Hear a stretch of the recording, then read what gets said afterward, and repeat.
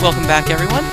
One thing I wanted to show you real quick here inside the Enchanted Forest dungeon. If you see this door, stay away from it. The Council of Strength will indeed completely rock your world. All the monsters that are inside of there are substantially higher level than you, and there's spellcasters in the back which are capable of devastating your entire party without any sort of clerical protections up. That's right. In this game, whenever you go to fight any sort of spellcasters, you want to be able to cast protection from cold, protection from fire, ice, whatever. You'll want to have those protections up to be able to resist all the spells they'll cast at you.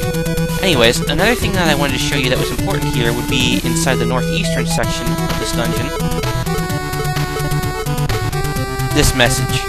Etched in gold, message 3 reads, and make sure that if you're playing this at home on your computer, or playing this at home on your console, make sure that you at least bring a notepad, or you open up a notepad on your computer, whatever, and take notes. This is a game you're going to want to take notes for. Anyway, so remember this. Message 3. For tasks and training, be from 6 frustrations to in.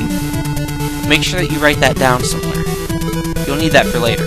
And as you explore these dungeons, you'll find things like the Kleptomanian Guild, Do Not Disturb. Most of these doors have hint at the monsters behind us. Like, if I go behind this door, I'll find a nest of thieves.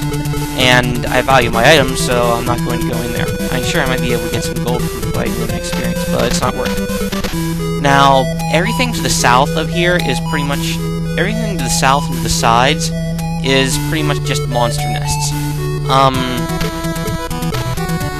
Where it says bubbly slime slushes beneath you, make a turn north. Wherever you go, be it west or east, both sides have the same exits. And of course, both sides almost mirror each other in that you'll find the nest of mandragores before the stairs leading down to the next area. And these are pretty much just fireball fodder. Nothing difficult. Now what you will find difficult is on the floor below these. Also, our characters have gotten to the point where they can cast level 4 spells, at least the Cleric has. And the Cleric now has some area of effect spells like Call Lightning, only there's a thing that if you'll remember about Call Lightning and about in D&D, well, it plays true here as well. If you try casting Call Lightning here, outdoors only, you can't cast it inside. So save that magic for anybody that gets hurt.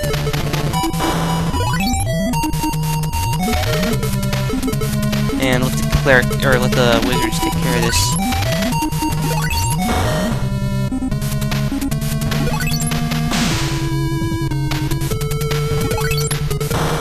Yeah, fast forward.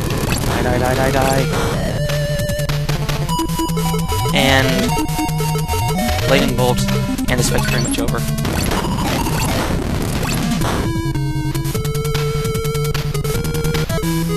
Sorry about the fast forwarding. I tend not to want to do that, but it was pretty much a foregone conclusion anyways.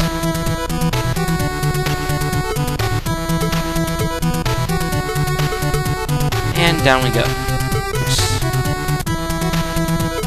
Now we're on the second floor.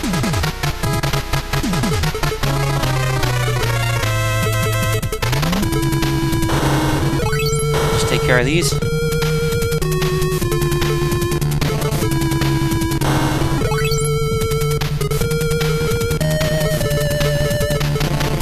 Turn undead.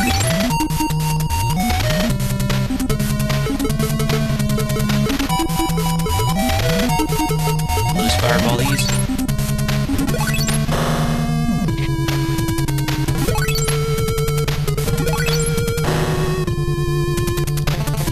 Again, this fight's pretty much a foregone conclusion.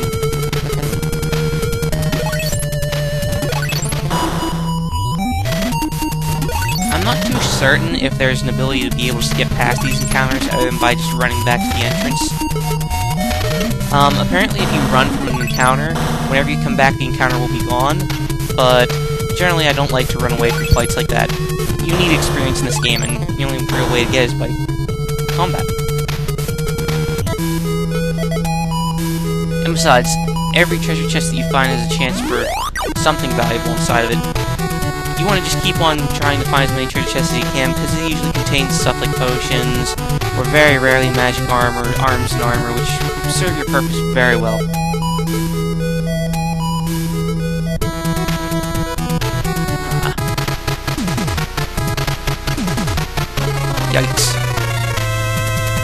Yeah, I might be in big trouble.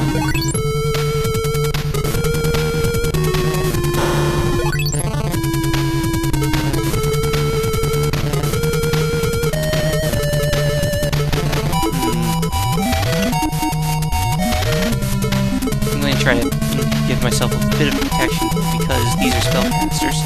Already got fire up, so let's get cold up too. And we'll fireball a lot of them.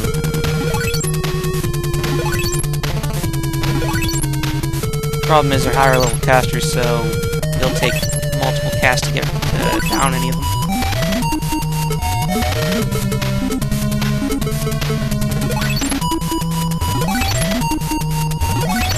I'm hoping that those protections hold.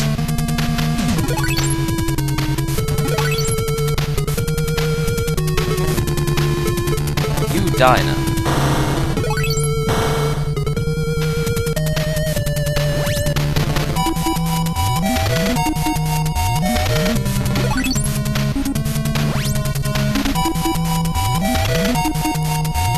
Probably should have cast an electricity resistance too, because the second level spell, Electric Arrow, is, well, electricity. That's probably some of what they're casting out there too.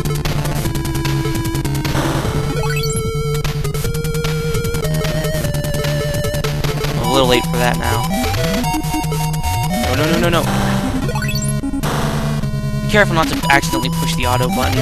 That'd be bad.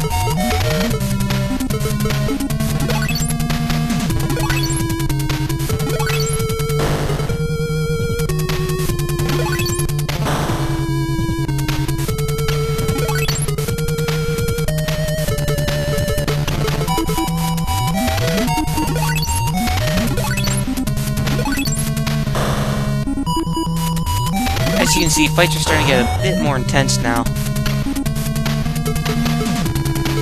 You can't just auto-fight, you know. You have to keep paying attention and whatnot.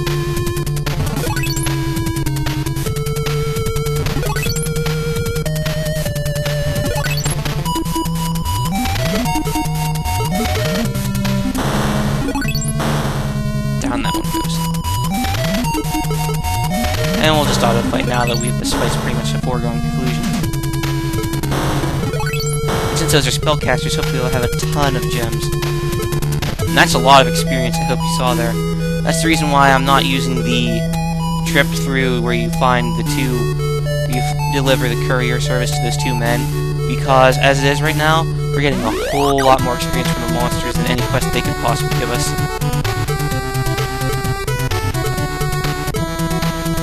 Always make sure you keep an eye on your characters, keep an eye on their spell points, make sure that you have enough magic to be able to go through a fight, and if you don't, just stop and rest. There's nothing wrong with stopping to rest in the middle of a dungeon.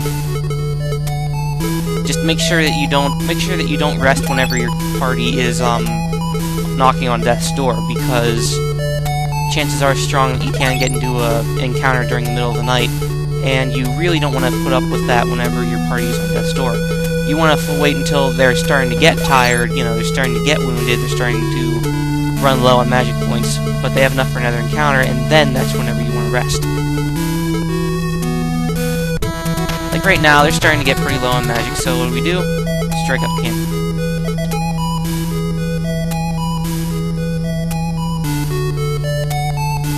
And I imagine right over there is just another fight as well, so I'm just going to skip up that.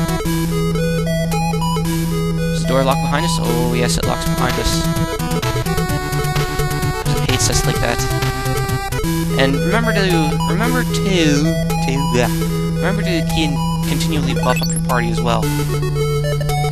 The little bit of extra AC that you get from an armor spell, it helps out a lot.